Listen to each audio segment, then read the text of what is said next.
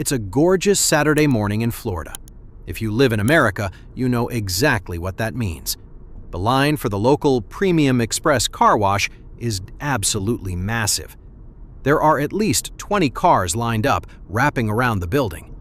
Everyone is just chilling, listening to music, waiting their turn. Meet our guy, Tom. Tom drives an older pickup truck. He's been waiting in line for about 20 minutes, and he is finally the next car to pull up to the automated payment kiosk. The barrier arm is down, the green light is flashing, and he is just waiting for the car in front of him to move forward. But suddenly, out of nowhere, a massive, pristine, pearl-white Range Rover comes speeding through the exit lane, swerves aggressively over the orange traffic cones, and recklessly cuts right in front of Tom's truck, completely blocking him from the kiosk. Tom slams on his brakes. He honks his horn, totally confused. The tinted window of the Range Rover rolls down.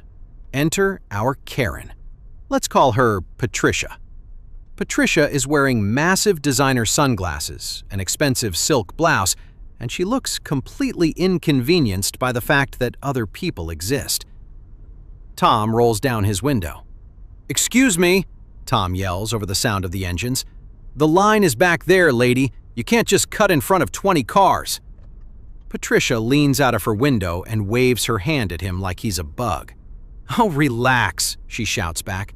"I am late for a very important country club luncheon. I don't have time to wait with you people. Just back up and let me pay." Wait, you people? Tom looks in his rearview mirror. There are 20 angry drivers behind him. "Lady, I'm not backing up. You need to move your car right now." And this is where Patricia makes the worst, most hilarious mistake of her life. Because Karens cannot stand being told no, she puts her Range Rover in park, right there on the wet concrete.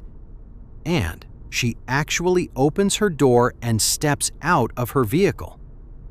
Now, if you've ever been to an automated car wash, you know there are massive red signs everywhere that say, "Danger, do not exit vehicle, automated machinery." But Patricia? Oh, the rules don't apply to her. She marches right up to Tom's window, completely ignoring the giant yellow caution tape she just ducked under. "Listen to me, you rude little man," Patricia screeches, standing right on the metal conveyor track that pulls the cars into the tunnel. "I am a platinum member here. I am going first, and you are going to sit there and wait." At this moment, the teenage car wash attendant sees her. He runs out of the office waving his arms. Ma'am, get off the track. The system is fully automated. Step away from the sensors." Patricia turns around and rolls her eyes at the kid. "Shut up and do your job. Open this gate for me right now before I have you fired." To prove her point, Patricia aggressively steps forward and stands directly in front of the giant entrance archway of the wash tunnel, crossing her arms. She is literally standing exactly where the cars get pre-soaked. But remember what the kid said? The system is automated. It works on motion sensors. And Patricia's angry stomping just triggered the start of the premium wash cycle. A loud buzzer goes off. Beep! Patricia looks up, suddenly confused. And then, boom! The massive overhead nozzles blast open with the force of a fire hose. But it wasn't just water. Because Patricia cut into the premium lane, she got hit with the triple foam polish. A gigantic, high-pressure wave of thick, sticky, neon pink, bright blue, and yellow soap blasts directly down onto her head. Patricia lets out a piercing shriek. The force of the water actually knocks her expensive sunglasses right off her face. She tries to run away, but her high heels slip on the wet, soapy track, and she goes sliding backwards like she's on an ice rink, waving her arms in the air. Guys, it was spectacular. She is completely drenched from head to toe. Her expensive silk blouse is now a tie-dye mixture of pink and blue foam. Her perfect blowout hair is plastered to her face, dripping yellow wax directly into her eyes. The entire line of cars is dead silent for a second. And then, the honking starts. Not angry honking, celebratory honking. People are hanging out of their windows, crying with laughter. Tom is in his truck, absolutely losing his mind, filming the entire thing.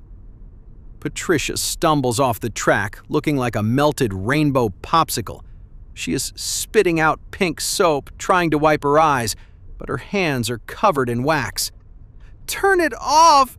My outfit is ruined! My hair!" The attendant, who is fighting the urge to laugh, walks over and hands her a cheap paper towel. "Ma'am," he says, "I told you to step off the sensors. Now please move your vehicle. You are holding up the line." Patricia didn't even argue. She had to climb back into her pristine white leather interior, completely covered in wet neon soap, and do the ultimate drive of shame out of the parking lot while 20 cars honked and cheered. She didn't get her car washed, she missed her luncheon, and she got an instant, complimentary rainbow shower. If that isn't the most beautiful, squeaky clean instant karma you've ever heard, I don't know what is. Have you ever seen someone completely humiliate themselves trying to cut a line? Let me know in the comments. Hit that like button, subscribe to Stop It, Karen, and I'll see you in the next one.